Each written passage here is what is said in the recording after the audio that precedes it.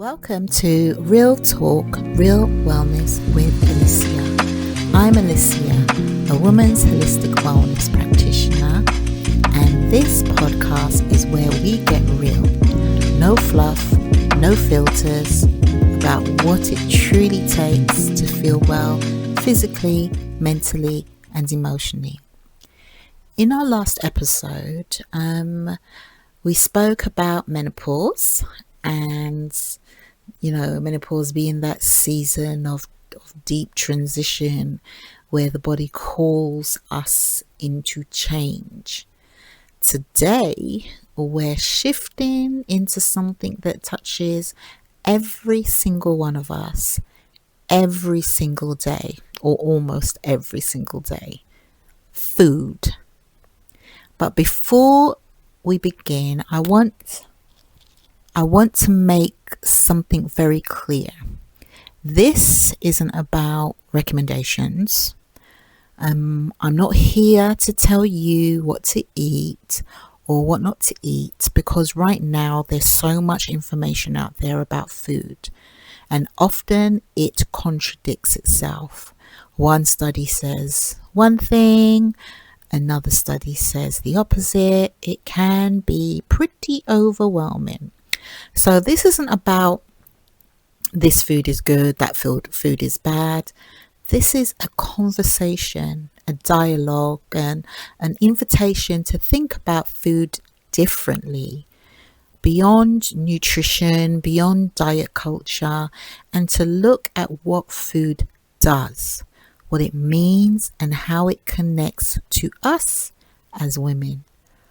Because food is not just fuel, it's a story, it's energy, it's culture, it's personal, and it carries feminine power. So food. Food is more than what's on your plate. I think most of us know that by now. It shapes how we move through the day. It sets the tone for our energy, our mood, even how our cycles feel. Think about it. A rushed meal eaten unconsciously leaves you in one state. A meal prepared with care, plated with beauty, and eaten slowly leaves you in a complete other state.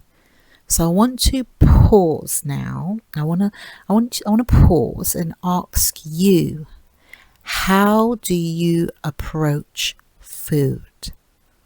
Do you eat it to rush? Do you eat to fill a gap? Or do you eat to nurture, to restore, to strengthen? Science tells us that nutrients literally communicate with our cells, with our hormones, with our brain chemistry. Every bite is information, but beyond science, food is a relationship. And the way we relate to food often mirrors the way we relate to ourselves. That's where the feminine comes in.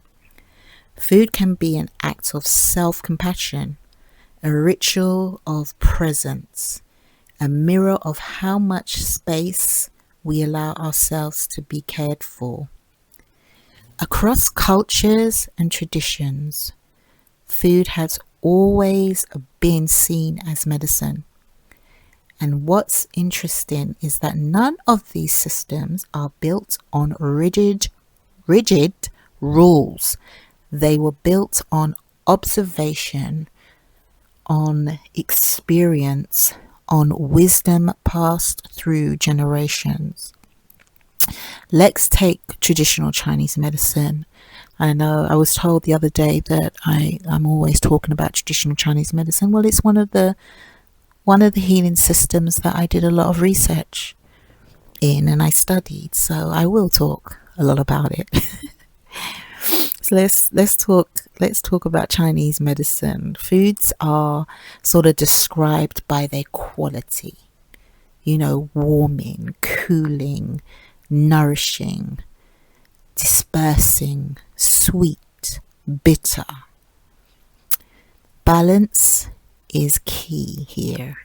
And the feminine yin energy is nourished by hydration, gentle foods, while the yang is supported by roots, root vegetables, and sort of warming broths.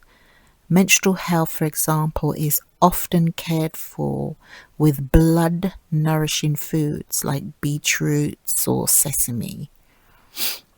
Not as prescription, but as patterns noticed over time.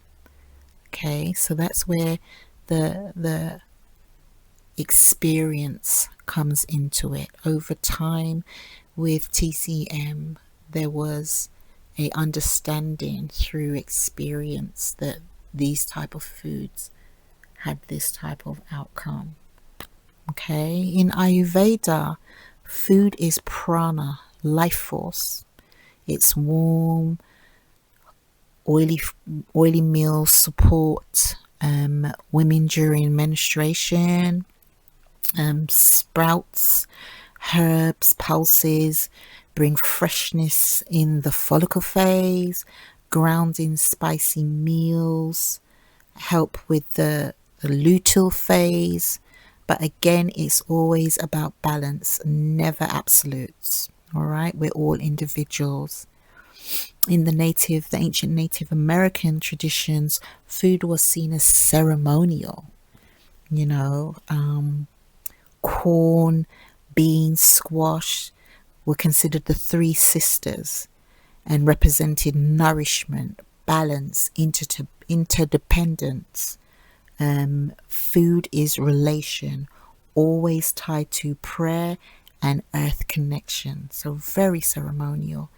In African cultures, leafy greens are central. Fermentation is common, and preparation itself is a ritual. From injera to ugi, from pounding yams to fermented grains, food is about transformation and offering. What ties all these systems together is this: food is experimental, it's relational. The knowledge comes from watching how people respond, noticing patterns, then sharing their wisdom. And when science looks at these foods today, sprouts, fermented grains, greens, broths, it often sort of confirms what our ancestors already knew. So modern science gives us another lens: functional genomics. This tells us that food isn't just fuel, it actually speaks to your genes. Certain foods can switch genes on or off, suppress or express. It can influence genes being on or off, suppressed or expressed, can influence things like inflammation, energy, hormones, and even mood. For example, sprouted foods and microgreens carry compounds that support the detox pathways and cellular health. Fermented foods interact with the microbiome of the gut, which then shapes immunity, digestion, and emotional well-being. Healthy fats play a role in how genes regulate inflammation. But here's the key point. This is never a one-size-fits-all thing. Functional genomics shows us that while there are general fundamentals, each of us sort of responds slightly differently depending on our genetics, our ancestry, our lifestyle. So when we talk about food as feminine power, it's not about rules, as I said before, or rigid lists. It's about experimenting, noticing, listening. It's about finding the food that speaks most harmoniously with your body. Now let's move on to the kitchen, because that's where food happens, in the kitchen, or prepared in the kitchen. It's not only what we eat, okay? It's how we prepare it that matters, all right? From an energetic perspective, intention matters. How are you feeling when you prepare your food is key. Are you rushing, irritated, distracted, or are you preparing with presence, with love, with care? Because the energy you bring while you are cooking becomes part of the food, and that energy in turn becomes part of what your body receives. This is not abstract. Cultures worldwide recognize this. Some eat with their hands, connecting with skin to food to body. Others make food preparation a family ritual. Science even tells us that how we frame experiences rewires our brain. That's neuroplasticity in action. So when you chop vegetables with love, when you plate your food beautifully, when you pause before eating, you're not just feeding your body, you're teaching yourself something. You're creating a new story around food. Instead of food being rushed, guilt-driven, or stressful, it becomes nourishment, care, and joy. Whenever we bring all of this together, food becomes more than nutrition. It becomes a ritual. Okay, eating with the seasons, aligning with your cycle, pausing before a meal. These are ways of reconnecting food to rhythm, to respect, and to care. And again, this is not about perfection. It's not about eating a certain way every day. It's about awareness.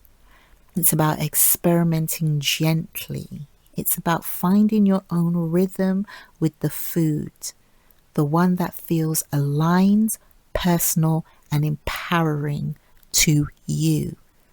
Okay, so here's my invitation to you. See food not as a set of rules, not as a list of good or bad, but as a relationship. Food is information, food is energy, food is culture, food is memory, food is intention. Every meal is an opportunity to choose presence, to choose care, to choose alignment. It's an opportunity to ask, what story am I telling my body today? And when we begin to bring this level of awareness, love and presence to food, it transforms from something ordinary into something powerful. It becomes feminine power. So let's go through our journal prompts for this episode. When do I, okay, let's do it from the I perspective. When do I feel most deeply nourished? Not just physically, but emotionally and energetically. So let me repeat that. When do I feel most deeply nourished? Not just physically, but emotionally and energetically. Second one is, what intention do I want to bring into preparing and eating food so that my plate reflects love, alignment, and my feminine power. Again, what intention do I want to bring into preparing and eating food so that my plate reflects love, alignment, and my feminine power? So, if this episode resonates, share with a sister who might need this as a little reminder today. And until next time, oneness.